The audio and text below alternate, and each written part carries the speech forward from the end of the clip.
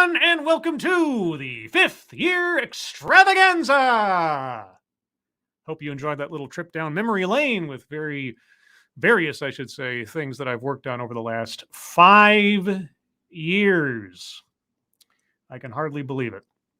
I can hardly believe that this thing that I decided to do 5 years ago, that I've always just tried to think of as a glorified hobby, has brought me to this point. And I don't say that with any kind of sarcasm or anything. It really is quite incredible in my mind when I start thinking about everything that has happened, everybody that I've met, everything that I have a very hard time giving myself a lot of credit for things, but I can't help but look back over the amount of work and the amount of content I've generated and the reactions I've gotten from people over the years and the support, and it just, and none of it would have happened if I just hadn't decided to do it. And here we are. So let me get to a few hellos first, because really that's probably the most important thing here. Keeverdam, Captain Frost, Jaeger Pony, Somnambulant Nation, Swirl Blue, the original Shroom. Who else is here? And chat jumped because, of course, it did. Sorry, guys. I'm going to get to as many of you as I possibly can here. Make sure I cover my bases. Matt Barnes, Hell Triangle, Jamie Melquist, Tack Alpaca, Ms. Slim One, Deco, Bridget, Spittle Buggies, Jen T, Maxie, Robert Pincus, Ryan R, Tall Person. Thank you so much. Congrats, Scribe, and happy National Sausage Pizza Day. Sausage pizza, the preferred pizza of the porn industry. Thank you, Tall Person. Subpar Genitalia, Sweet Tilly Chi. How about Sweet Chili Tea? Morgan, otherwise, hello. You're a boy, Pat. Hello. Who else is here? Oh my gosh. Deaf Bloke 76, Green Death, Atheist Icon, a Scanner Daftly, Kingslayer Damocles, Timothy Seelbeck, Keldrig, let's see, and Roger Reynolds. Hello to you all. Guys, thank you so much for coming out tonight. So I don't have anything really, I said extravaganza. I don't have anything really extravagant planned. I thought it'd be something kind of simple, kind of goofy, kind of fun. I do a little thing, and then maybe I talk to you guys for a bit and, reminisce or take some questions, that kind of deal. And then, just go on with our lives as they were. So here's the gimmick. Here's the big gimmick. Ashley Mented. Hello. The gimmick is, this is my first video. Not this broadcast, but the thing that you're looking at in the frame there. That's my first video. That's the first video I ever posted on October 11th, 2016. I have not watched this thing in at least 3 years. At least, probably longer.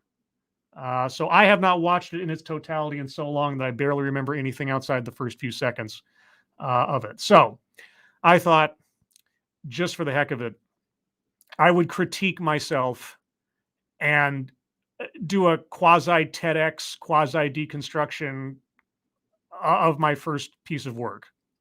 Because I know that looking back on it now, I'm going to spot things that I would definitely do different, or mistakes I made and that kind of thing. So in celebrating my 5 years, I thought I would break myself down a little bit, right? Why not? Why not? So that's the plan, such as it is. So we're going to do that first, and then we'll see where we go for the rest of the show. And yeah, that's... I had thought I'd have more time to come up with something more interesting, but my computer decided to do a nosedive on the CPU during the key days I had set aside to work on things. Live television. So with that being said, as usual, I will start off with a few seconds for sound test. You guys tell me if you can hear it, and then we'll proceed, and then we'll see where the evening takes us. So this is, if you haven't already seen it, the very first video I ever made. Here we go. Oh, what was it called? This was called I, for One, Welcome Our Robotic Tree Surgeons. the title will make sense as we go on. So, as you probably heard by now, the robots are coming. Oh, yeah, they are.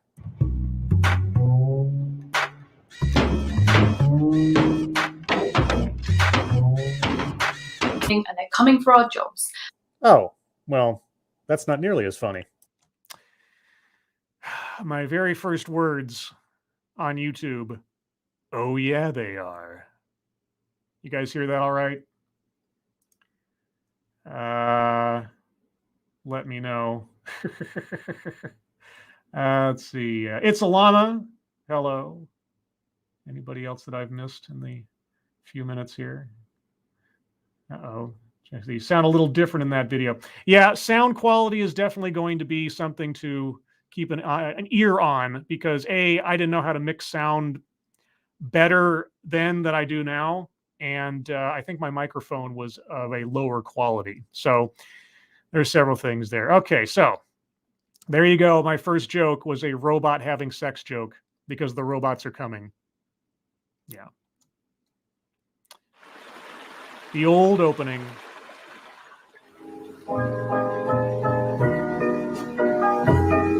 Oh, it's loud.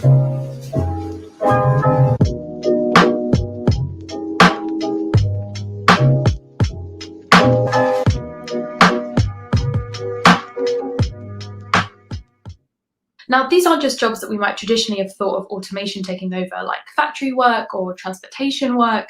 It's also going to be jobs like doctors. Please state the nature of the medical emergency. No, a Star Trek joke. You see, when I first started doing this, I was kind of riffing off of other YouTube creators I saw, and sight gags and stingers and stuff. That sort of was my mentality of how you do a YouTube video. You poke fun at things by, injecting a little pop culture into the situation. And so, yeah, robots taking over medical jobs and things. So first thing I noticed was I didn't meter the music volume. You see, normalizing the volume and the bits and pieces that you put together for your video is very important, so that nothing spikes too high or nothing's too quiet. Everything has a basically along the same lines of volume consistency. I didn't know how to do that back then. I really didn't know how to do that back then. So, for example, a surgeon robot can hold in its head sort of infinitely more information around diseases, symptoms, side effects than a human can. And it's probably going to be infinitely more precise in an operating theater. Yeah, except they're not really. From an appropriately titled article from May of this year. Yeah, this is also back when I did like extensive research for my counterpoints and such, instead of just listening and being all layman about it. At the same time, though, I'm kind of doing a pseudo academic deal here. Like, I know what I'm talking about, but I just did a little bit of research to see if there was any opposition to such of the ideas that were being put forward. I guess I sound smart. Why an autonomous robot won't replace your surgeon anytime soon, Wired magazine explains quite succinctly, but the robots are coming. They're just not coming for any doctor's jobs yet.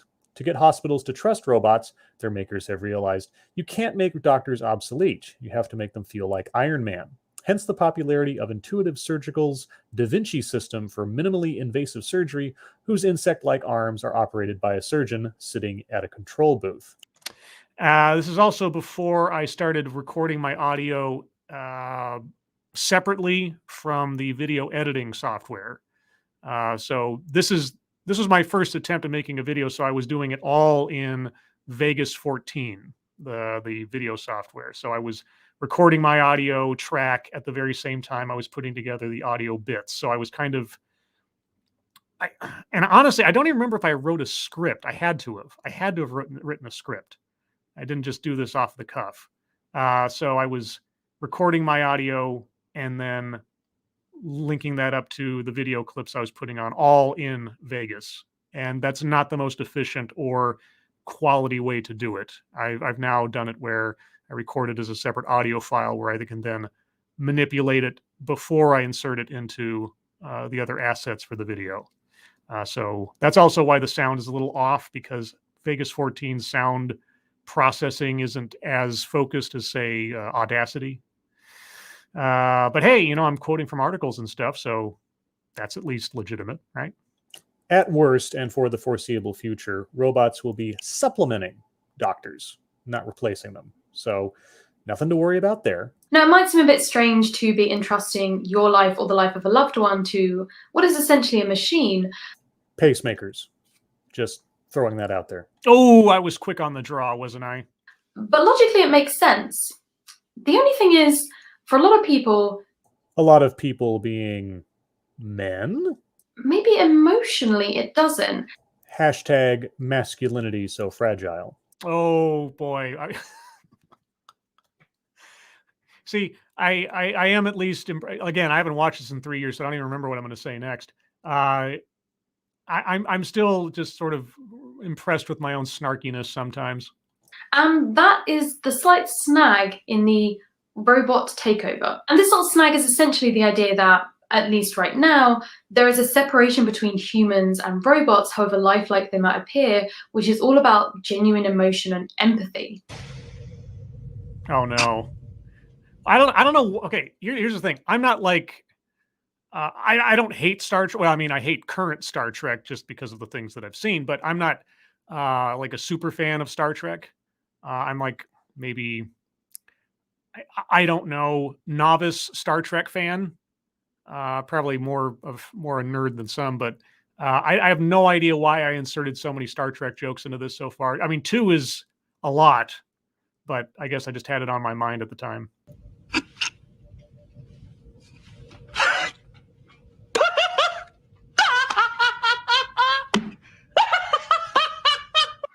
Oh, just as a note, Scanner Daffley asked in the chat, should I know who this person is? No. I honestly don't remember. I think I came across her somehow. I don't remember why I chose her as my first subject. I think I just came across the video and it had something. I mean, obviously, it has something to do with masculinity and robots replacing male jobs or something. I'm trying to remember. We'll find out in a moment, obviously, as we play the video, but it has something to do with the gender wars. And that was the big topic of sort of commentary videos at the time back in 2016. And I think I just picked it for that reason. I don't even remember this lady's name. I know she's got her own YouTube channel. I know the video itself still exists on her channel, wherever it is, but I have no idea who she is. I don't remember her name, why I picked her out.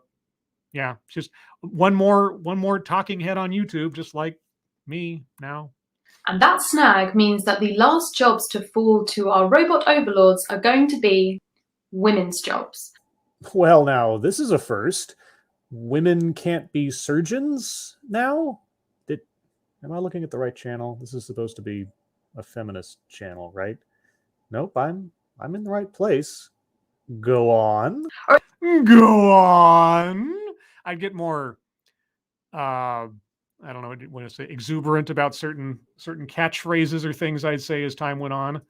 I don't remember offhand which was the first video where I started saying "got it" more than once. I don't think it was this one. I don't think it was in the first video. Channel, right? Nope, I'm in the right place. Go on. Or at least what's traditionally thought of as women's work. And now we're into traditional gender roles. I have to have come to the wrong channel. Oh, Keeverdam, thank you. Her name is Rowan Ellis. Okay. I will take your word for it because not even reading it rings a bell, but there you go. Work that involves emotional labor and caregiving. If you're in a hospital waiting for news of a loved one who's in surgery, you don't want to hear about their death from a push notification on your iPad. Do you honestly think that they would replace human interaction with a push notification? And although that's not what caregiving robots would look like, then why did you say it? Laughing at my own jokes. Gosh, what kind of self-centered narcissism is that, right? Check your logic. Scribelight, what was the different microphone than the one you're using now? Gosh, I don't remember the brand name. It was just a smaller, cheaper microphone at the time. I just bought the first thing I could get off of Amazon for like $20 or something. I wish I could tell you the brand name or whatever, but it just, Yeah, it had a different compressor setup or something. I don't know. I wish I could tell you. I think for a lot of people, that's what it might feel like. I hadn't intended to take this Star Trek theme as far as I have so far, but even now, I'm having the same thoughts as myself from 5 years ago. Like, why am I having this Star Trek? Jesus. as far as I have so far, but you know what people are going to feel like? Are you a betazoid or something? So with the rise of the robots imminent, what I'm interested in is when the jobs that have been traditionally done by men are taken over by robots and the only jobs left are ones that are women's work. What's with the air quotes? You're the one who just defined men and women's work as emotional work versus technical work. What are you complaining about? What's going to happen? Well, if recent history has taught us nothing else, men will both build and repair the robots, while the women provide the voices for them. You know, men's work and women's work. Okay, well, I got to give myself at least points for humor. I was at least, again, I'd never done anything like this before, so I'm kind of, I don't want to say I'm impressed with myself, but at the same time, I'm kind of like, I don't know that I would have said anything more on point than what I'm hearing, I guess. Well, the first option is that the barrier of gender stereotyping is too much. Men who have already been demasculated by losing their jobs are asked to re-enter the workforce into a position which is seen as feminine and therefore inferior. Well, you heard it here first. Women's work is inferior. I love the fact that she's basing all of this on the premise that robots will replace certain technically oriented jobs at some point in the future. But what she seems to be focusing on doesn't make any sense. When the robots replaced the workers on the factory lines in the auto industry, they didn't replace men. They replaced people. Doesn't matter if you're a man or a woman, they were replaced by a robot. It affects people when this happens, not one gender or another. It becomes a barrier to entry for all people if a robot can do the work that was once done by a person. Do you understand this? Okay, now at that point, okay, I sound just a little condescending, a little arrogant. Now, is it accurate that, given what she's talking about, it would affect the male demographic more than the female demographic in the grand scheme of things? Yes. So me saying it would affect people is not wrong, but it's also kind of, I think, probably at this stage of the game, hand waving away the point a little bit. Maybe? I don't know. I sound a little authoritative there. And, I'm just an English major, not an economist or a labor expert. I mean, what are the alternatives for these men not taking a job, staying at home to raise the kids and keep the house? That other feminine work thing? Like I said, don't worry. Men will take up the slack for building the robots and programming the robots and customizing the robots. You'll still be able to stay home with the kids and, do nothing, watch TV. Don't worry so much. I mean, Was I just a little sexist there? Maybe a little bit. either way, we're going to see a massive crisis of masculinity, right? Is that something you're looking forward to by any chance? Well, a second option, and kind of the opposite of that, would be that the concept of having a job would revert back to being an inherently masculine trait, and that wageless work would go back to being an inherently feminine trait. Wageless work is a feminine trait. Again, you're assuming that robots are going to take jobs and men will be able to have no jobs from then on. There are only a set number of jobs men will be or are allowed to possess, and once robots take them, men will never have jobs again, and the only jobs left over will be jobs that women can do. Is this some kind of utopia you're looking for? Now, you might say that's a pretty extreme option, but that was the way that the world used to look. The idea that women's work could suddenly become men's work isn't that strange. In fact, we've seen it happen before, and it has very interesting effects. After all, gender is a construct. Oh, of course it is. Of course it is. It's a construct, just like robots. And the ideas around it are often quite arbitrary. 100 years ago, for example, pink was seen as a strong boy's colour. And that changed due to both market forces and cultural shifts. It was not arbitrary. And even today, Ah, yeah, the whole arbitrary thing. It just kind of happened out of the blue. There was no decision making to it. There was no mechanism that caused it to happen. It was just sort of like one day everybody woke up and it was just like, let's just pick this color. Yeah. I love when I hear somebody say arbitrary, because you have to ask yourself, okay, did anything influence this? If the answer is yes, then it wasn't arbitrary. And cultural shifts. It was not arbitrary. And even today around the world, the idea of masculinity and femininity is hugely varied. It would be pretty easy to say the remaining jobs would become highly valued and would therefore become men's work. When women enter a field and the field becomes women's work, pay in the field goes down. A study from researchers at Cornell University shows that custodians or caretakers, who are mostly men, out-earn housekeepers and maids, who are mostly female, by 22%. The operative word here is out-earn people in maids' positions. It doesn't say anything about how much they are paid. It also doesn't say anything about whether or not the people in janitorial positions are working full-time versus maids' positions, which are perhaps part-time. Might that explain your 22%? Oh, gosh. I think I was listening to some, probably some Christina Hoff Summers or something at that stage of the game, because that sounds like something I probably gleaned from one of her lectures or essays. Let's see. I saw a couple of questions or things in the chat. Swirl Blue, subscribe. This video only has 476 views. Very different than your Get Shorty video. Yeah, man, that Get Shorty video, it's up to like, what, 12,000 views or something at this point? That's insane to me. Insane. In the time frame that it's happened, insane. That JCS tag really does some magic, doesn't it? Let's see, in Scattered Daphne, it was less about it being men's work or women's work. It was about men being more capable of doing certain labor while women could do their part in the relationship by maintaining the home. Yeah, there was that too. It's about choice. All right, it's about inclination to do one thing or the other, or the choice to do one thing or the other. Is anybody being forced to do one thing or the other? Not necessarily, by circumstance or expectation, maybe. But ultimately, isn't there some kind of autonomy there? And thank you, Whiskey Theorizes. Love you, Scribe. Keep up the good work, sir. Thank you, Whiskey. Thank you so much. All right, let's continue. Despite the similar job descriptions. Similar, not the same. In the field of recreation work, which includes working in national parks and leading summer camps, we see even more stark results.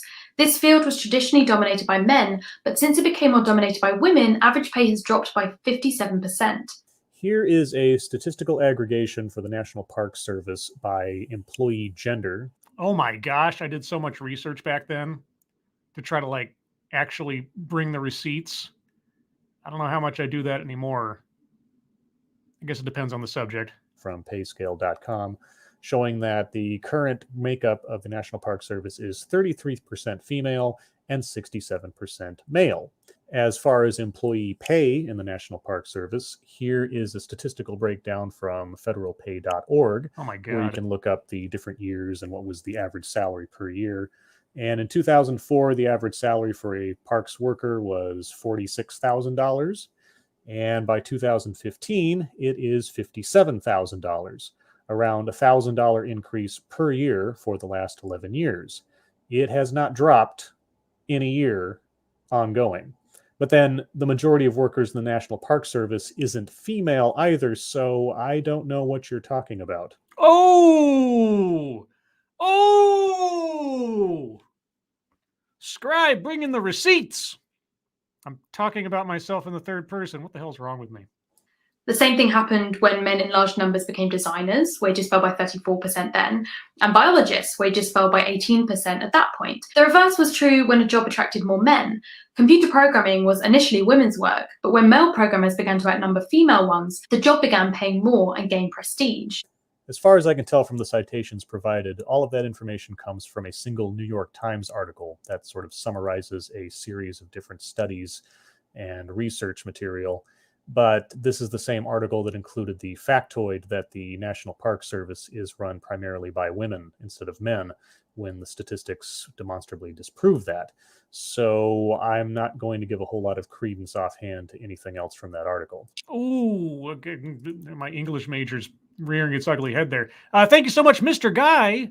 Overdue payment for all your entertainment. Well, thank you, Mr. Guy. I appreciate that. Thank you so much. It's very generous of you. I'm glad you find it all entertaining in one way, shape, or form. I still have a hard time considering myself an entertainer. It's kind of an odd word to apply to myself. Another study from university professors Asaf Lebanon, Paul Allison, and Paula England showed when women moved into occupations in large numbers, those jobs began paying less, even after controlling for education, work experience, skills, race, and geography. A link to that study was provided in the video's description, and I went and took a look at it. But I'm no teal deer, so I'm... Teal deer? Good Lord, when was the last time I watched a teal deer video? Yeah, I'd be surprised if most YouTubers these days, or viewers thereof, would know who Teal Deer is. Is he still doing videos? I assume he is. I haven't watched Teal Deer, and that's not like some kind of spiteful thing or something. I generally don't watch a lot of the commentary YouTubers anymore, mainly because once you start doing this kind of stuff, at least for me, the subject matter that I began to cover was the same kind of subject matter covered by those YouTubers that I would watch. And as I started getting into it, I wanted to make sure that if I was going to say something about a particular topic or a particular video, that whatever I was coming to the table with was my own thinking, my off-the-cuff thoughts or reactions to it, and not risk having those be influenced by other YouTubers or other opinions on things. I wanted to keep my reactions as pure, I guess, as they could, or as authentic. We like authenticity, don't we?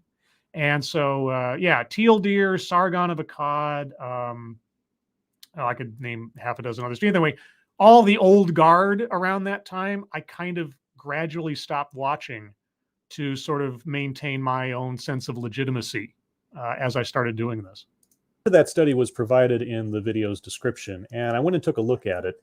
But I'm no teal deer, so I neither have the breadth of knowledge nor necessarily the patience to analyze every word in it. However, as I looked over the text and the models and their methods, I noticed many instances of the scientific team having to approximate certain pieces of data because the surveys and statistics they had available did not provide that data. And as soon as I started seeing approximation or guesstimation, more or less, in more than one instance, I became a little wary of the study's findings. But that's just my layman's analysis of the thing. I invite anyone who's far more adept at statistical analysis to take a look at it and tell me what you think. In America, of the top 30 paying jobs, 26 of them are male-dominated. And of the lowest 30 paying jobs, 23 of them are female-dominated. The wage gap is simply the average earnings of men and women working full-time. It does not count for different job positions, hours worked, or different jobs. It has nothing to do with the same job. It has nothing to do with discrimination.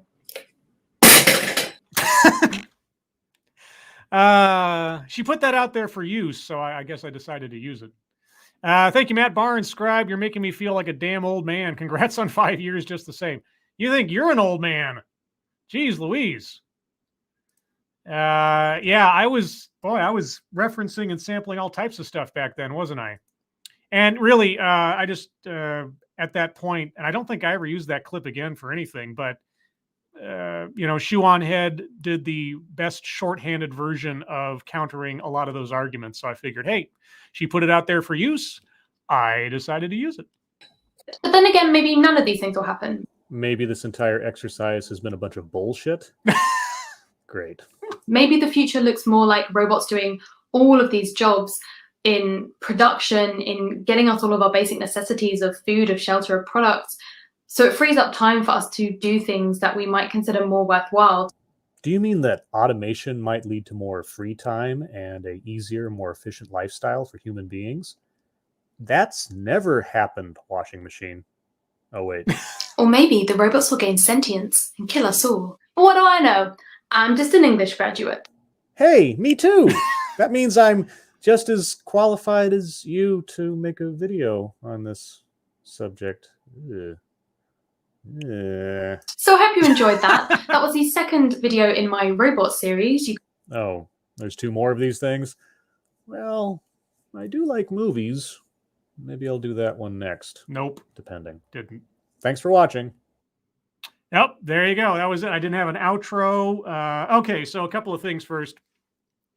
What I would do now, obviously, is I would shrink down the subject video and put a frame around it on the off chance there was any confusion by anybody coming in that this was fair use and I was sampling stuff and it was a transformative piece.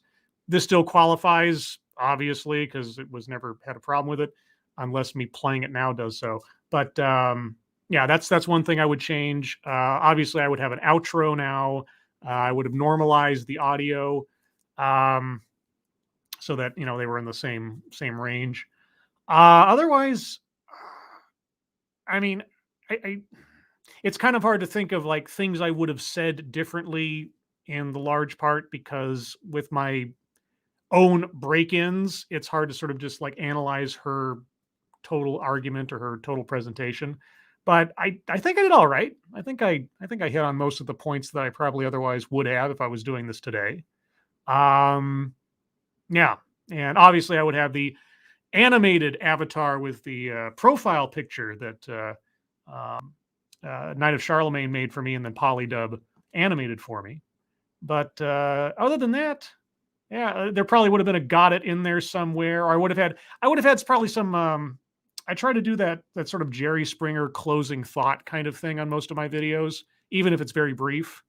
So I probably would have had something like something like that in there to close it out. But there you go. There's my very first video from 5 years ago today.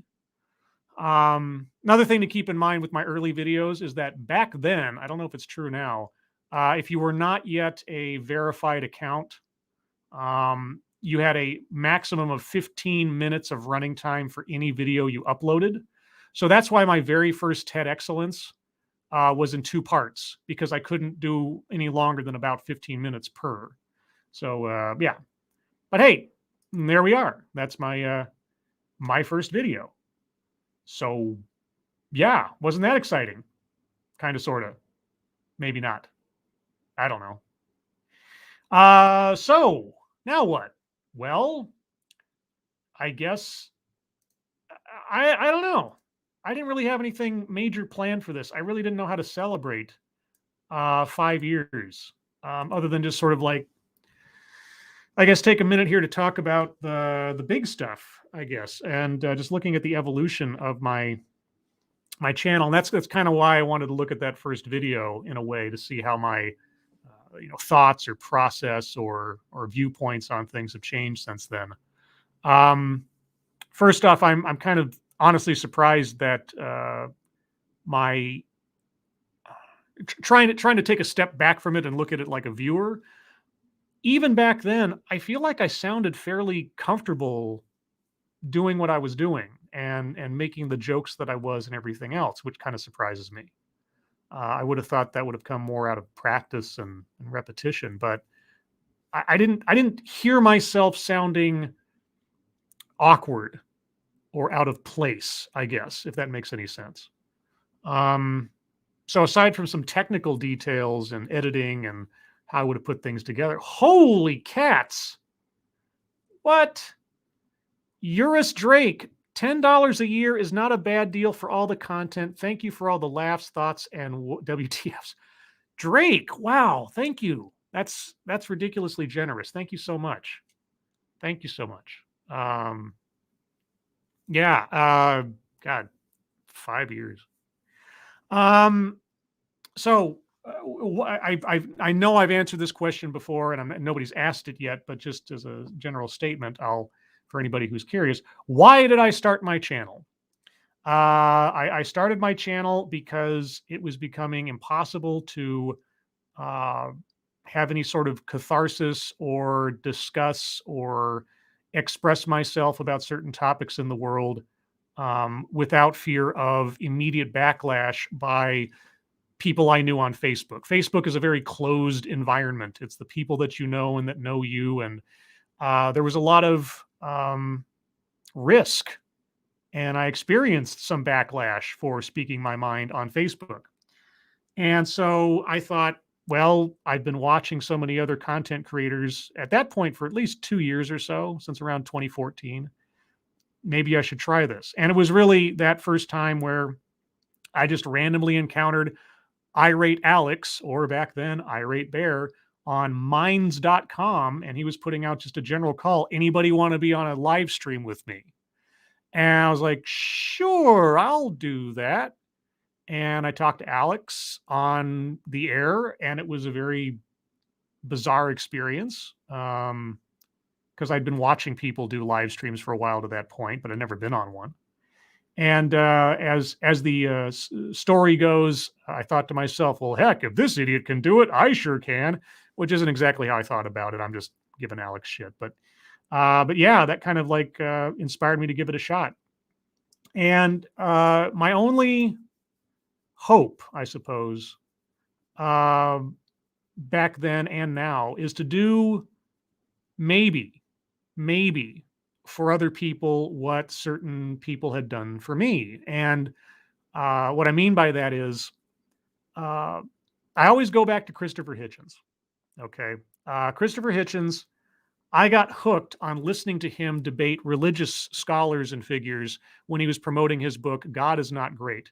Not because I'm religious or particularly virulently anti-religious or something, but just because his method of argumentation, his method of taking someone's proposals or claims and breaking them down and examining them and countering them, I became just fascinated with. I just loved listening to him argue and debate. And even though I didn't agree with everything Christopher Hitchens ever said, it was his method and not necessarily the man that I admired. And as a consequence of that, listening to him and how he approached things changed my perspective on how I wanted to approach things in a methodical way, in a rational way. It's not that I hadn't been doing that before, but I just hadn't, it really wasn't articulated in my mind as to how I would approach that in an intentional way. And so sort of like after watching Ken Burns' Civil War documentary and listening to the beautiful way in which letters from the Civil War were written, and the words that were used and the expressions and the beauty of the language in describing things. After watching the Ken Burns Civil War documentary, I sort of, in my mind, said, I want to try. I know I'm never going to be able to get to that point, but I want to try to express myself with such care and I don't know how else to put it, delicacy, that I can be more than I expect of myself. That's kind of the running theme. And so with the channel, I wanted to encourage people to think critically, not necessarily think as I do or agree with what I say, but at least go along with me in my process of listening to what someone has to say and then thinking about what they've said and then seeing how it stacks up against either common sense or just off the cuff sort of evaluation.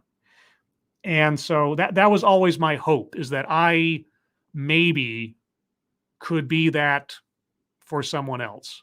And again, not as some kind of preacher, but just as someone to encourage more discourse, encourage more analysis of what people in positions of authority or who comport themselves in positions of authority have to say, and does it make sense? Does it sound right? Because the beauty of being able to do like commentary videos and things like this is that if you're just sitting in an auditorium listening to someone give a lecture, it's happening in real time. You have no opportunity to pause and think about what they're saying or assess what they're saying now versus what they said 5 minutes ago or vice versa.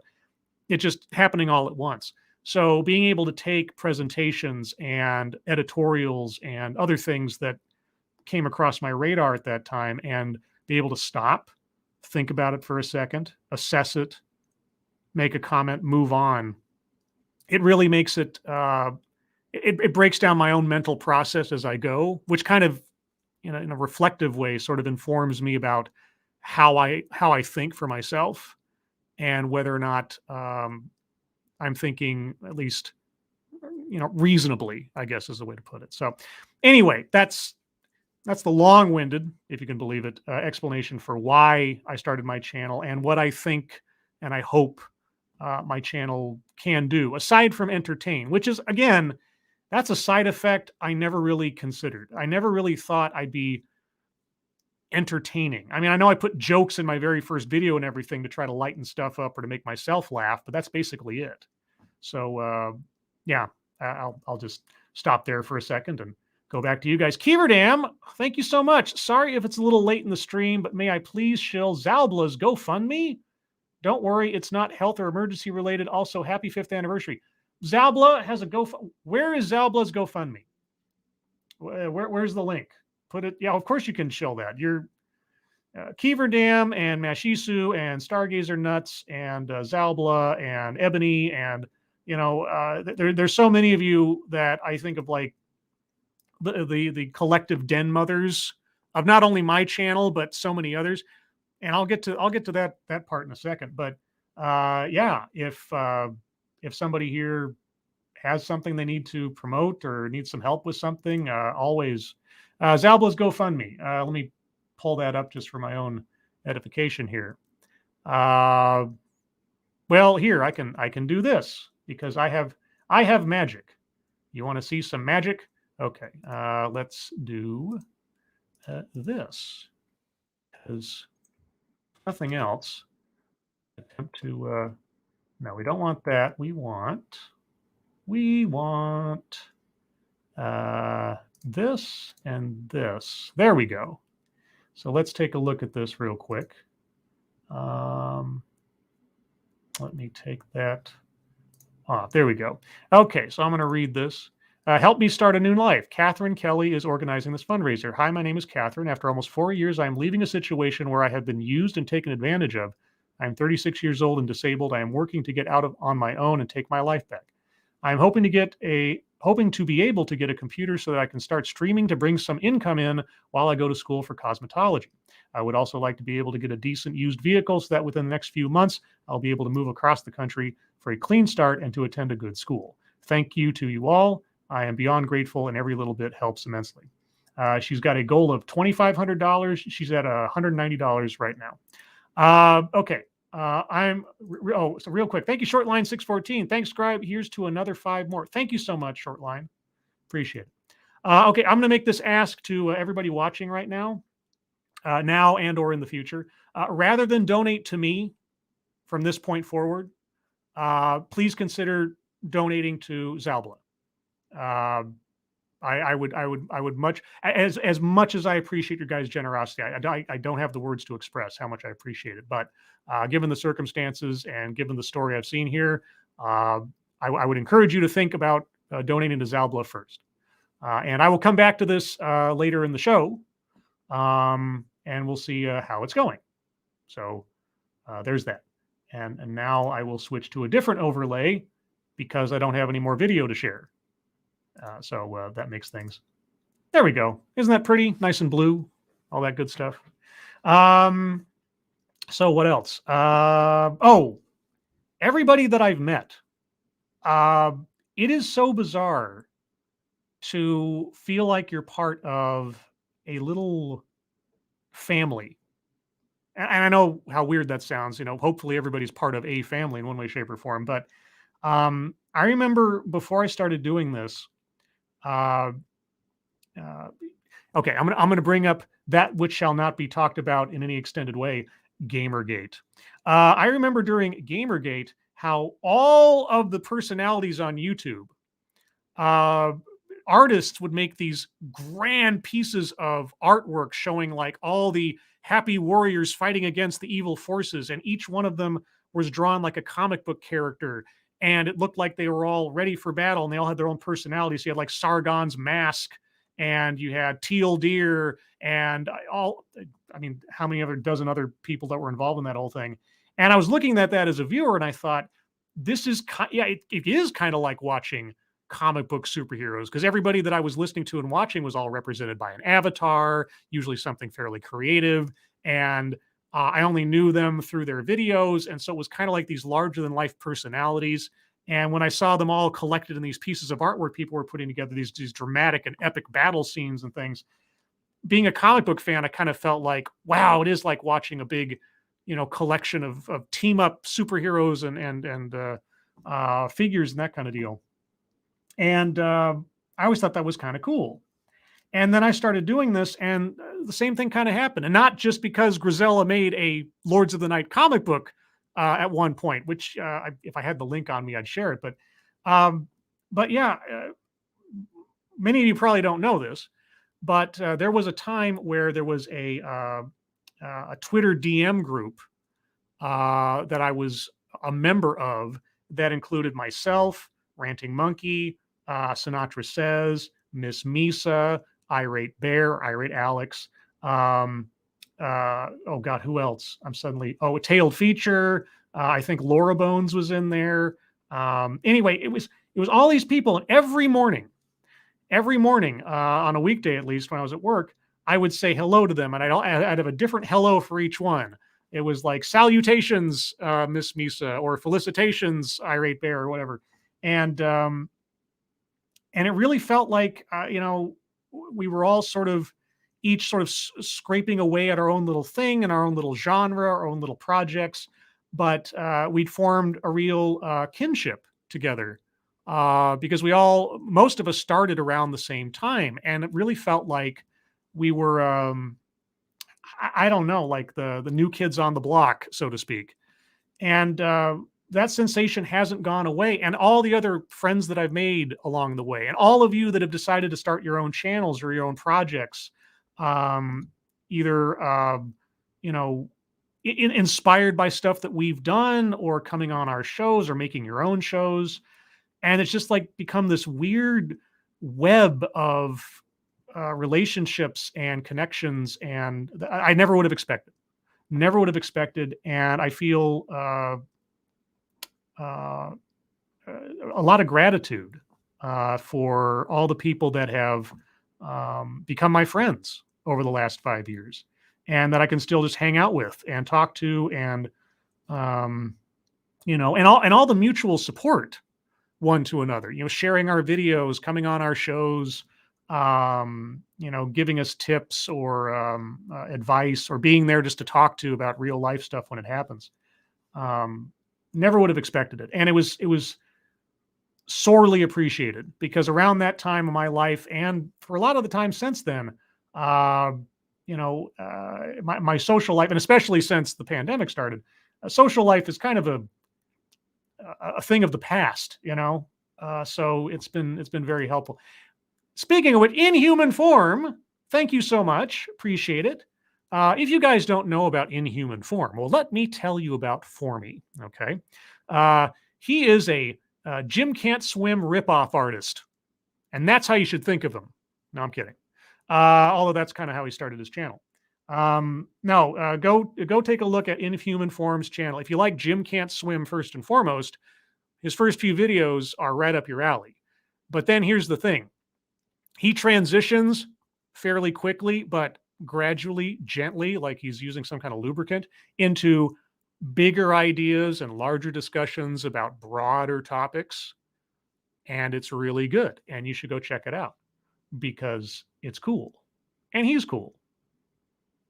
As much as he can be cool. He doesn't think he's cool. Go on his channel, and whatever video you watch first of his, just put a comment on there that says, you're cool.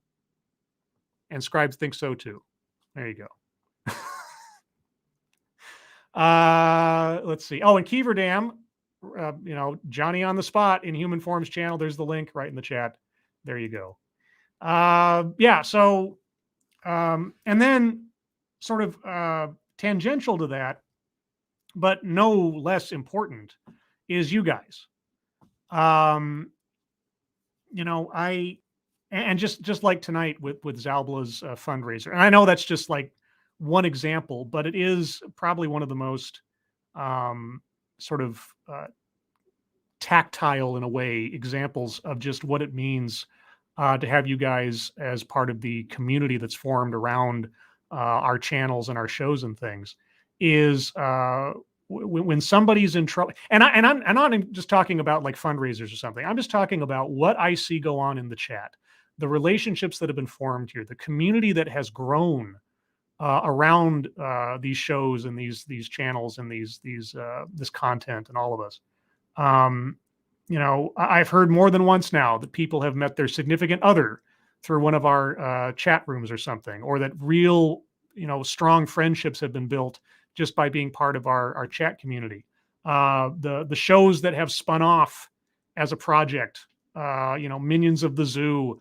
I was thinking of I don't think it's around anymore. The Chaos 120, P-Dog Night, taking the plunge, and others that just don't occur to me right now because I'm kind of overwhelmed. It's just amazing. It really is amazing to meet all of you and talk to all of you and interact with all of you so often as I do. Recognize your names, kind of like a Cheers thing. It's like Norm, whatever.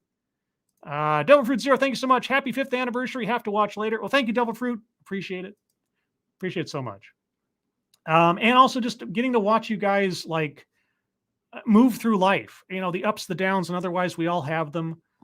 Hearing about, somebody losing their job or somebody getting a new job or someone going through something rough, and, hopefully, between us and chat, kind of trying to help people through it. And I've seen that happen countless times. And it's great. I don't have the words. It's just amazing to see. And you guys are amazing, for all of your support, for your viewership, your compliments and your criticisms. I've learned a lot from the things people have posted on my videos as either counterpoints or corrections, as much as I have from compliments. And some of the things you guys post in response they add to the content. Like if someone's scrolling through the comments, now I might be, sort of, talking out of turn here or not, but I think my audience is one of the most intelligent, honest, and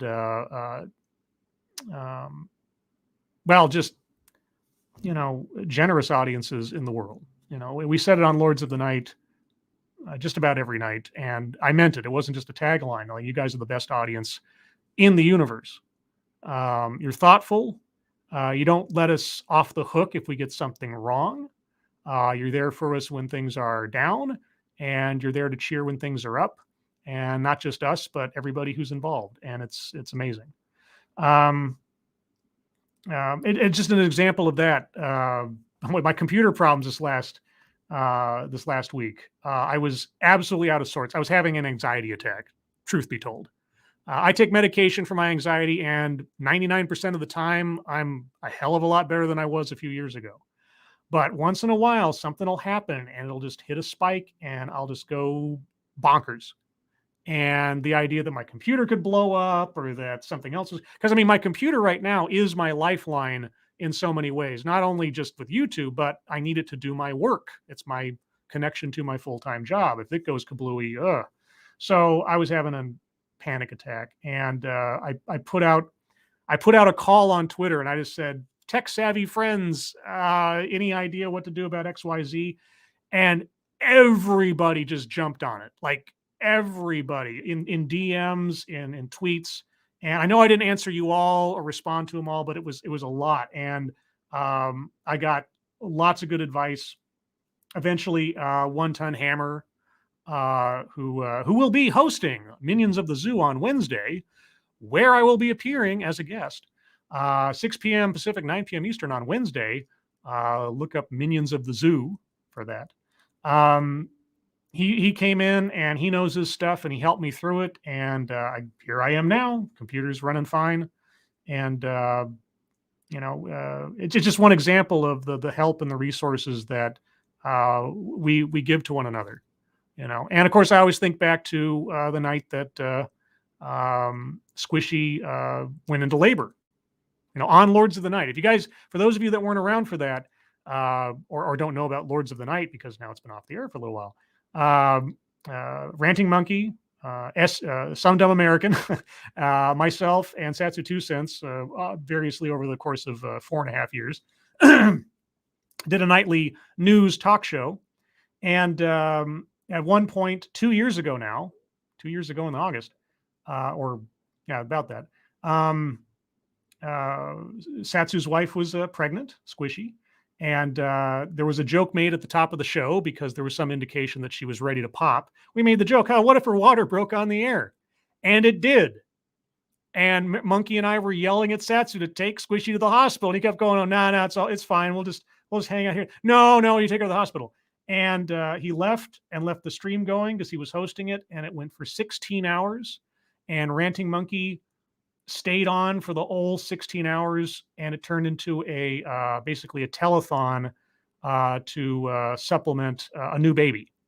And it was amazing. And it still stands to me as the shining example of what happens when a community of people really care about some, losers on the internet who are just talking about news and stuff, and just how much generosity there is and how much support we all have and have created for one another. And it's just great. Yeah. So the friends that I've made over the last 5 years, the amazing examples of friendship, of generosity, of community, never would have imagined. When I started this, I told myself I'd be surprised and really impressed with myself if I ended up with 20 subscribers and that was it. I'd be happy with that. I was like, just, because in a field this large, to get any attention at all is just amazing to me. And when I hit like 300 or something subscribers, I thought it was around then, or it was 400 subscribers. I thought that's more people subscribed to me than were in my, whole high school. And I thought, it still boggles my mind, at least for a moment, even if they never watched any of my content after the first video they came across, at least for a moment, that many people thought I was worth keeping an eye on, which is an overwhelming thought. I'm being overwhelmed again with the response to my one true crime video. A lot of people are leaving comments saying, "Oh, you're my favorite new Jim Can't Swim channel," and I kind of have to tell them, just so you know, this is my first video, and I've got like 700 other videos of different stuff.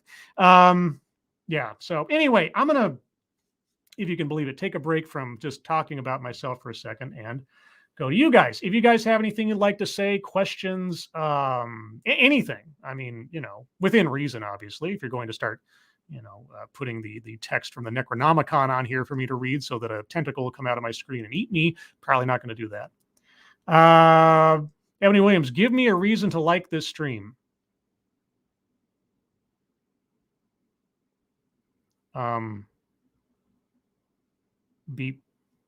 Because I'm adorable.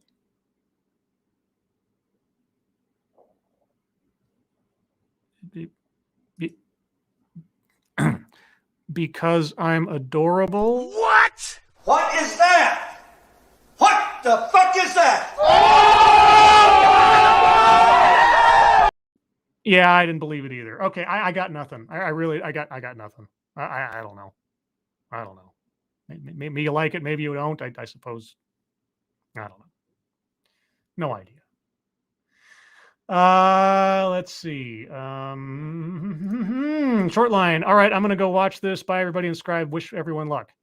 Which? You're gonna go watch the 16-hour one? Is that what? Oh wow. Okay. Well, I mean, at least the first like hour or so where suddenly the water breaks. Yeah, that's definitely worth it. That's entertaining as hell. That's entertaining as all hell. Adonis Bartolote, how about some passages of Screw the Roses, Send Me the Thorns, the romance and sexual sorcery of Sadomasochism? Hey, that's right. Gosh, I've had that book next to me on my desk here the whole time. And I haven't read out of this since the last episode of Lords of the Night. Okay, well, just on a lark, because Adonis Bartolote, which I'm completely mispronouncing, but he doesn't mind. Okay, I will read. How about a little bit of the foreword? There we go. Nothing too terrible. Actually, maybe not the foreword. That's introduction. Here we go. Okay. It starts out with a invitation to a wedding, I think it is, but I think it has more to do with a power exchange. You are cordially invited to be our guests as we celebrate the joyous union of some very unlikely but highly seductive lovers. Within these pages, you will witness the weddings of lust and innocence, tears and laughter, fear and love, intimidation and caring, bondage and liberation, and that most curious couple, pain and pleasure. The multiple manacle ceremonies will commence on the stroke of midnight and will be presided over by the twin clerics, Eros and Imagination. Marriages of this import deserve an invitation that reflects the uniqueness of the partners being joined. Rather than an engraved proclamation on the finest deckled vellum, we offer a sex manual with a twist. Screw the Roses, Send Me the Thorns is an introduction and guide to SM for the merely curious, for the novice, and for experienced practitioners with a desire to enhance their exploration of sadomasochism. We use humor and illustration to make it fun. SM is fun, and we think that reading about it should be fun too. It's also hot stuff. A wild, sexy, funny book that you will be proud to park beside your commode. Ha ha ha ha. So there you go. A little reading from the introduction of Screw the Roses, Send Me the Thorns, the romance and sexual sorcery of sadomasochism. So yeah, there you go. Random American, don't want to be too forward when talking about S&M. Well, that's true. That's true. Safe, sane, and consensual. Check your logic. Scribelight. As you were doing the guests on Tuesdays on Lords of the Night, since they were starting, why didn't you and Satsu give advice for them and for people in chat? As you were doing the guests on Tuesdays on, give advice. What, to the guests, or what do you mean? Like we're advice columnists or something? I'm missing something. I want to make sure I get your question correct, so I'm not quite sure I understand. So give that one again. Let's see. It's a llama. Is the Lord of Pakistan taken as a Lord name? If not, I claim it. It is not, so you can be. Are you in Pakistan? I mean, you don't have to be, I suppose, to just take the name, but there you go. Let's see. Scribelight, you said it was to help them start YouTube, I think. What? Okay. Either I must be having a complete brain freeze. Did we do guests to encourage to YouTube on Lords of the Night? I mean, we've had people on who didn't have channels of their own before, like in the latter last couple of weeks or so. Is that what you mean? I'm sorry if this is going completely over my head. I apologize. I'm lacking context. If someone wants advice from me on YouTube stuff, I can give you the best that I've got, or at least refer you to someone who might know it better. Let's see. Put a 1 in chat if you know WTF what is going on. Says some nation. I don't know. Yeah. Keeverdam, Scribelight, advice on how to be a successful content creator. You're asking me? I don't know. Apparently put JCS inspired on your video. No. I guess it depends on how you gauge success, you know? And I know that sounds like a dodge to the question, but you really have to decide what is it that you're looking for out of this. For myself, I was looking for an opportunity to express myself, have some catharsis, do something creative, and, you know, have an outlet more than anything else. My sights were not set on subscriber numbers or turning it into a job or a career or anything. You know, decide what it is that you want to do with the channel. And of course that can change over time, but at least in the beginning say, you know, what is my goal? And then seek out how to do that. Obviously, there's a lot of technical stuff that goes into it. Search engine optimization. I am terrible at it. Just ask Ranting Monkey. You want to have the words in your title be words that will end up in the search algorithm. You want to have the tags on your videos be relevant to the subject matter.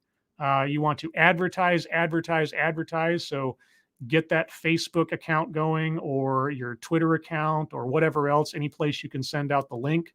And also start making connections.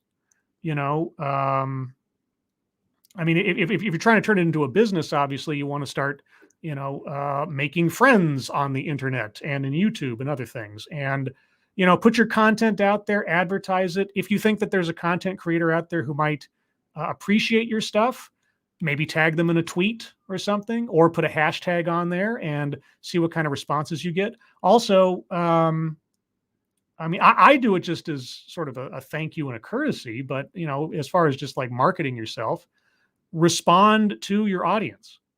If someone leaves a comment, even if it's not a question or something, at the very least, say thank you. In my case, I'm having, I mean, it's sort of a happy problem to have, I guess. It's becoming more difficult over time for me to respond to every comment that gets put on my videos, especially the true crime one. But someone's taken the time to watch your stuff, whether it's a positive comment or a critical comment. And to me, I appreciate that, because it's someone's time. Someone took time out of their day, just like with a donation. My dad, when I was growing up, he was a hard ass, but one of the things he taught me and has stuck with me ever since is the value of a dollar and what a dollar represents of someone's labor, of someone's time, of someone's care. And I appreciate that, all very, very much, but also someone's time in general, and that they took the time to watch my stuff and have a comment or a compliment or a criticism. It's all worthwhile. And the other thing you also have to learn, and this is good advice, whether you're doing a YouTube channel or not take yourself too seriously. Be able to laugh at yourself, and also learn to let things roll off your back if they don't actually need to be addressed. Someone being mean to you on the internet or being critical, it's life. It's life in the fast lane these days. And also, Satsu and I have talked about this before. If you're called out on being wrong about something, not like somebody's just being a jerk, but if they say, no, you got that wrong, or you've made the wrong conclusion or something like that, learn to eat humble pie from time to time. You just got to do it. It's not fun and it's never enjoyable, but it keeps you honest. It will always keep you honest, and ultimately you'll feel better about it. Don't fight battles when you know and you can verify you've lost. On more than one occasion, either on Twitter or otherwise, I've said something or made a declaration or made some kind of conclusion about something with such certitude, and then somebody comes along and says, no, that's not true. And I'm like, I don't want to be wrong. Okay, you're right. All right. But it's the right thing to do. It's the ethical thing to do. And it's the honest thing to do. Don't throw yourself up against a brick wall of being right when you know you're wrong. That's kind of that's the problem with a lot of the people on the extremes of either side of the argument these days, is that they will put their ideology up front and nothing can pierce it.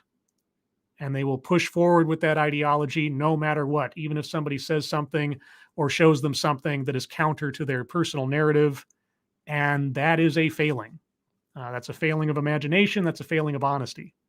And it's also the thing that's preventing a lot of adversarial, but at least respectful discourse from taking place these days. So do your best to be better than your worst, I guess, is the only thing I've got there. Yeah, that makes any sense. Chaos Eve, make admitting your mistakes cool again. Yeah, exactly.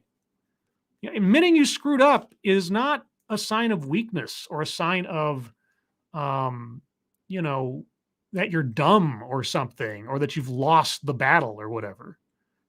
Being able to admit when you're wrong, heaven forfend. There's such a fear of that these days. It's been built up. I think it's enhanced by social media, but definitely learn to take the L, as the cool kids say, right, Eve? Also, Chaos Eve. If you don't know Chaos Eve, go check out Chaos Eve's channel. Also, go check out her Twitch channel. She plays games on the weekends and otherwise. And when she does, I usually try to pop in and make some lousy joke at her, because that's just the kind of guy I am, I guess. Let's see. Going back up here. Anything else? Random American, you need an outlet? I knew California was having power problems, but this is going to extreme. Yeah.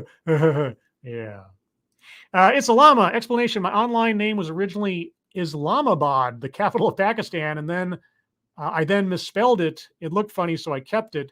And no, I'm not from there, and I have no idea why I wanted it to be so. Okay. Hey, there's an origin story. For anybody who's curious, where does my screen name come from?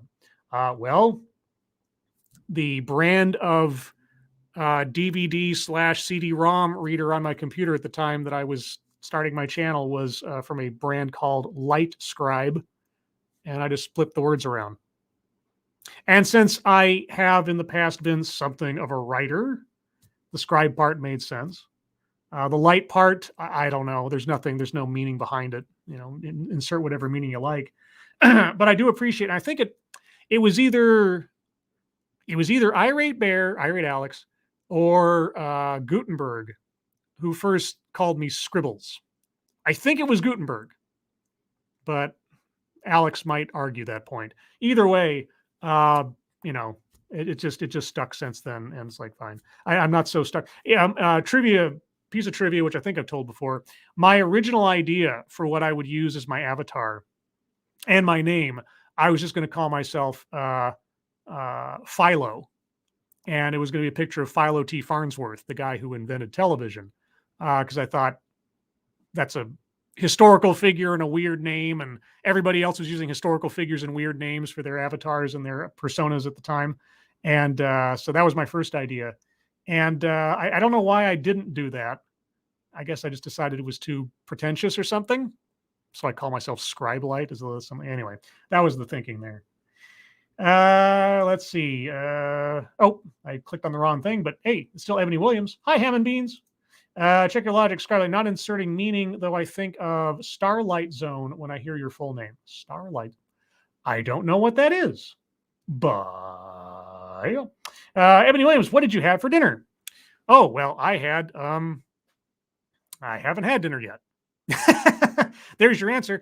It'll probably be some kind of soup out of a can, because I'm a dirty bachelor. Well, I'm not a dirty bachelor, but I'm at least a bachelor and lazy. So probably some soup and some orange juice. And I actually don't think I have any dessert in the pantry at present. So not that I have a pantry, it's just the cupboard in the kitchen, but you know what I mean.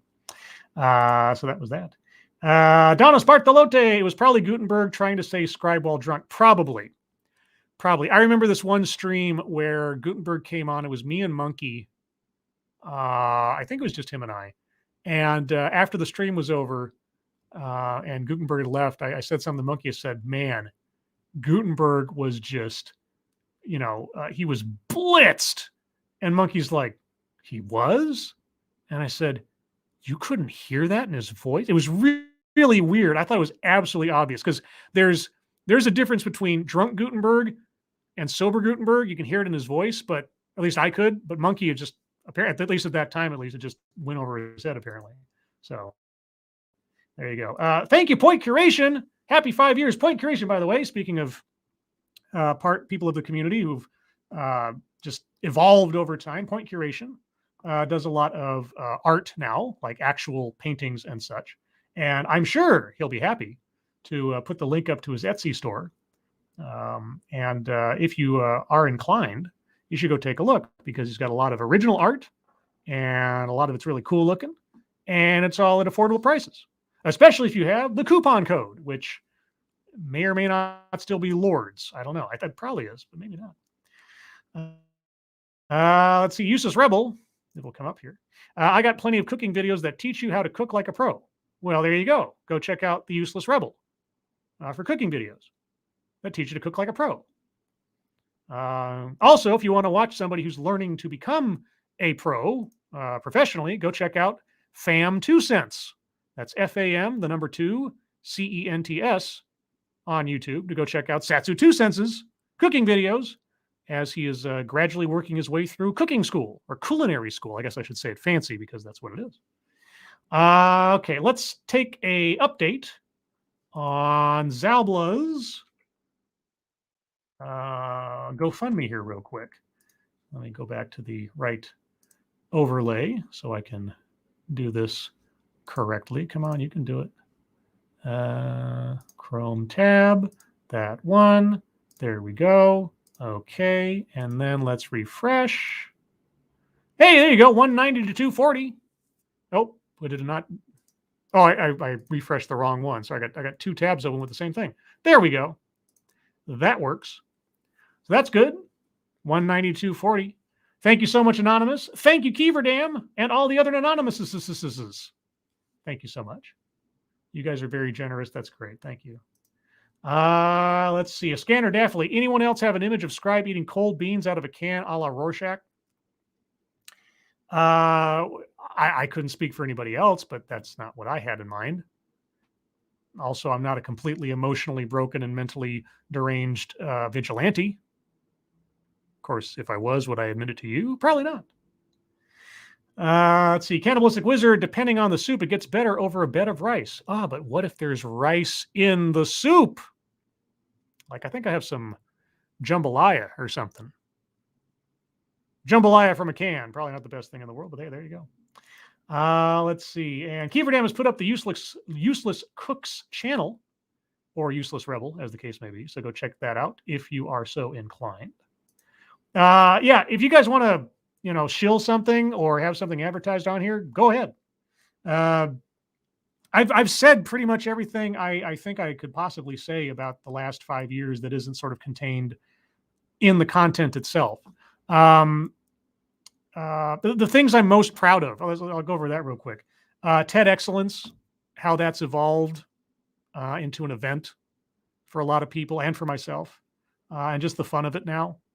I mean, a lot of the TEDx videos were scripted deals, and I still am very proud of many of them. I think a lot of them are really interesting, if I do say so myself. And you can find a playlist for that on my channel, obviously.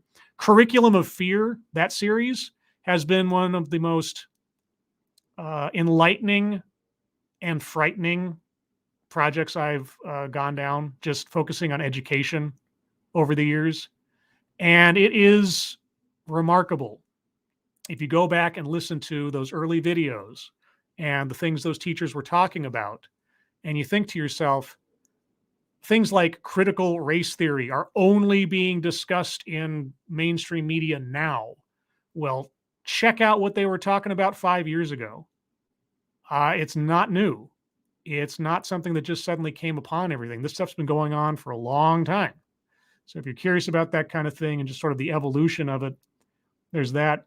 But one of the things that I'm most, again, proud of, fascinated by, and also frightened by is, there's a playlist that I continually forget to keep adding certain videos to, called the Diversity Imperative on my channel. And that was one of the things that caught my ears early on in my YouTube career, was this mania over the concept of diversity in business and schools and so on. And the thing that is most interesting to me about it is the evolution of the language used in talking about that subject. If you go back to my earliest videos on it, you'll hear me mention on many occasions just how couched the language is when you see the business executives or the academics or whatever talking about this concept. And then gradually, over time, it's become less and less filtered, less and less hesitant in saying what they actually mean. There's one of the videos in that series. I think it's just called Unfiltered Diversity or something like that. If you search my channel, look up Unfiltered, you should find it. The speaker there for a company called Accenture was so blunt about what he was talking about. And it was such a departure from anything I had heard from anyone in a position of authority over a business or something to that point, that I remarked on it. And that, I mean, in the title itself, but also in the video itself, I remarked on just how transparent he was being about what he meant and what he meant to say. It wasn't like other diversity executives or DEI consultants I'd listened to before. But when that was an exception a few years ago, that's the standard now. There's so little fear in actually saying what is meant when it comes to evaluating people for jobs or for positions based on their race, based on their gender, based on their orientation. You know, it's rare that anybody actually says, you know, oh, we want diversity of opinions or background. I mean, they still say backgrounds and perspectives. And then when you actually get down to the meat and the potatoes of what they're actually talking about, it comes down to demographic statistics and the look of the company. And does our workforce look like or resemble our customer base, that kind of thing. There's still some of that stuff there, but it's becoming less and less fearful to just say what you mean. And a recent video I did about a law firm, you can take a look. It's the O'Melveny method ID law. It's a couple weeks ago now. It exemplifies that. If you look at that video and listen to that presentation, and then watch the first video I ever did on my diversity playlist, notice the difference and notice just how far the rhetoric has come in a relatively short amount of time. It is something else. Let's see. Point curation. There's his link. Oh wait, that's it's the link to his art, I assume. I thought it was linked to his Etsy store. I might have missed that one. I apologize. Let's see. 75% of the paintings you put up are gone now. Holy cats, dude! Congratulations. That's great. Yeah, Point's doing some really. I won't give away too much just for his privacy, but he's doing some crazy sort of guerrilla advertising of his artwork, and it's great. It's great. I'm glad that's working out so much. Some emulation. I appreciate your curriculum of fear for giving me a heads up on the BS in schools when my boys were in high school. It is crazy. It is really crazy how so many teachers I've looked at think of themselves and position themselves as gurus who actually say out loud that they're there to train activists. And probably the most disturbing thing is just how often parents are never mentioned. And I brought this up countless times in looking at either curriculum of fear episodes or TEDx's where the person's a teacher or something, and just how little a role in their describing their process or their dreams or their wishes for education advancement, how little a mention there is of parents in the equation. And it's really kind of disturbing. It really starts making me think of maybe to a diluted degree, but all the same, about cult leaders and cults and how you separate your congregants from their loved ones in order to take more control over their lives and their thinking. It really is disturbing. Speaking of cults, if you don't know, I've got a couple of videos I put up regarding Jonestown, recordings from Jim Jones and People's Temple, where you can see some of this in action, or at least examples thereof. The latest one was posted today. It's the longest of the three so far at 20 some odd minutes. Transcribe or adding the transcription to those audio recordings is a real chore. The latest video, the original recording, actually goes on for an hour, but both procedurally in creating it and also mentally and having to listen to it over and over again, I could only take about 20 minutes. And it became a little repetitive and droning, and I'd heard enough of some very disturbing stuff. So if you're curious, there's a video on there. And I should also speak to that. I mentioned this last week as well, or earlier, week ago, 2 ago. I'm doing kind of an experimental phase in my channel right now. So the Jim Jones stuff is one thing. The crime video was something I'd been meaning to try for a while now. The response I've gotten on that is just insane, both in the number of views, the number of comments and compliments, and the number of new subscribers I've gotten. like before I reached 5,000, my channel was sitting at like 4,980 for months, months at a time. And so if I got a subscriber, went down a subscriber, it was just kind of always there. I'm up, and when I hit 5,000 just a couple of weeks ago, I was like, yay. And then after I posted that true crime video, I'm up to like 5,500 subscribers now. I've gone up more subscribers in the last month now, I suppose, since I posted that true crime video than I think I had in the last year, which is just nuts. And I'm so appreciative. I'm so impressed. I'm also very cagey about how many people signed up thinking I'm a true crime channel. Again, the pinned comment on the video tells everybody this is my first attempt. I might do others, but this is just the one. There's other stuff on here. I hope you enjoy it, but let's see. Wikipedia snippet. Hearing people shortly before they would kill themselves be killed is spooky to me. Yeah, I have not, however long I keep doing this series, I have not, I won't do the actual final tape. A, because it's ridiculously disturbing, but also B, it's easy to find and transcribed versions of it are out there all over the place. So it'd be completely repetitive. It's the lesser known and sort of supplemental recordings that I thought maybe a lot of people aren't familiar with. So I thought I'd put those out there, or some of them, not all of them. Some of the recordings are really boring. There's like nothing going on, just like people talking in meetings about stuff. And there's nothing all that interesting or disturbing going on, or the radio interference or the audio quality is so poor that it's really not worth even attempting. So, but yeah. Point curation. I did give away a couple of pieces to a person wandering in the alley at night and a few more to a homeowner on a walk yesterday afternoon. Oh, there you go. That's good too. If nothing else, you brighten their day, and word of mouth is always good. Let's see. Adonis Bartolote. If talking about Jim Jones got you more subscribers, imagine talking about monkey dick movies and video games. Yeah. Imagine that. Yeah. I start doing a monkey dick series. And in this slide, yeah. Yeah. Well, that whole Jim Jones thing came from, SDA and I talking more than a couple nights in a row about Jim Jones and cults. So I'd already had an interest. And if you guys have an interest, I say it in the videos, but the book Raven by Tim Reiterman is an excellent book. I was looking for my copy a couple of weeks ago when I started doing this. I was like, where's my copy? I don't throw away my books. And I couldn't find it, and I kind of gave up. And then the other day I was looking for something completely unrelated, and I stumbled across it in a closet. I was like, oh, there it is. So I found my copy. And Alyssa doesn't lie. Hey, how's it going? All right. And gosh, I'm sorry, I'm missing a whole bunch of comments and things.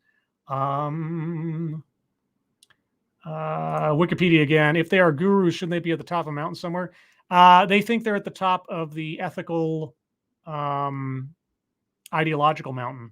Certainly, the way some of the teachers speak about their sense of their role in education and where they are, and some of the there's a curriculum of fear where it's 3 teachers, I think in Canada, on a Zoom call or a Google Hangout or something.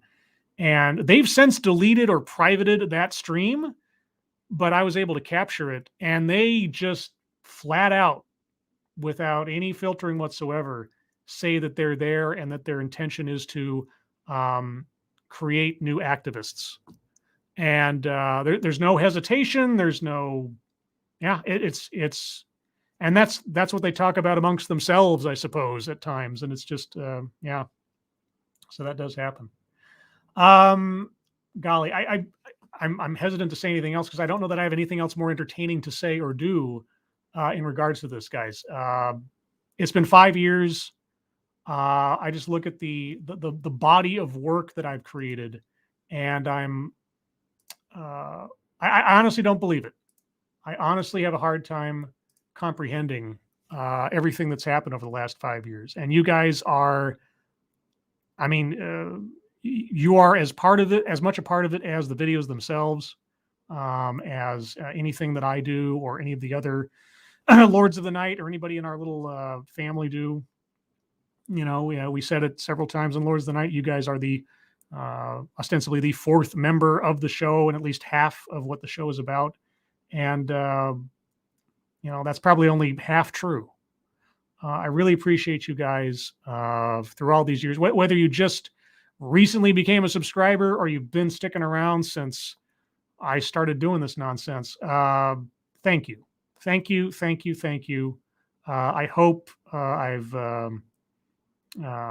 entertained at the very least, informed or scared, helped out a little bit here and there. I know you guys have helped me out in more ways than I can count, and so many others.